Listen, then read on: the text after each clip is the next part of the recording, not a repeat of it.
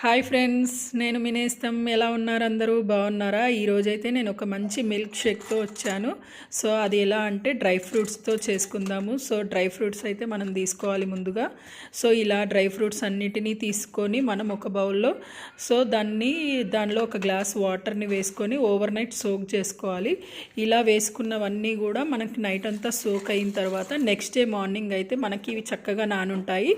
So ఇవి మనం next day మార్నింగ్కి ఇలా అవుతాయి. ఇలా అయిన వాటిని ఒక మిక్సర్ జార్లో తీసుకోవాలి.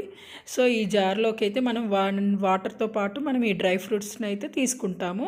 సో నెక్స్ట్ అయితే మనం ఇందులోకి బనానా అయితే యాడ్ చేస్తాము. ఇలా బనానా యాడ్ చేస్తే మనకి ఫ్లేవర్ కూడా బాగుంటుంది, టేస్ట్ కూడా ఇంక్రీజ్ అవుతుంది. సో నేనైతే ఇక్కడ 1 బనానా తీసుకొని ఇస్తున్నాను.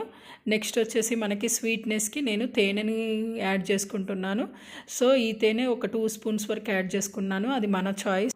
నెక్స్ట్ ఓట్స్ అయితే యాడ్ చేసుకుంటున్నాను. ఇది బ్రేక్ఫాస్ట్ని స్కిప్ చేసి కూడా మనం ఇది తీసుకోవచ్చు. సో నేనైతే ఇక్కడ ఒక 2 టేబుల్ స్పూన్స్ వరకు ఓట్స్ తీసుకున్నాను. అదేవిధంగా 1 గ్లాస్ వాటర్ని తీసుకున్నాం కదా, హాఫ్ గ్లాస్ మిల్క్ని తీసుకున్నాను.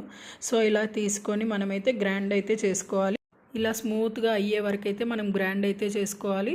ఇలా గ్రైండ్ చేసుకున్న తర్వాత నెక్స్ట్ దీన్ని మనం గ్లాసెస్లోకి అయితే షిఫ్ట్ చేసుకోవాలి. ఇలా షిఫ్ట్ చేసుకున్న తర్వాత మనం డ్రై ఫ్రూట్స్ని అయితే పైన వేసుకోవాలి టేస్ట్ కోసం. సో నేనైతే ఇక్కడ క్రషర్లో డ్రై ఫ్రూట్స్ని వేసుకొని కొంచెం గార్నిషింగ్ అయితే చేసుకున్నాను.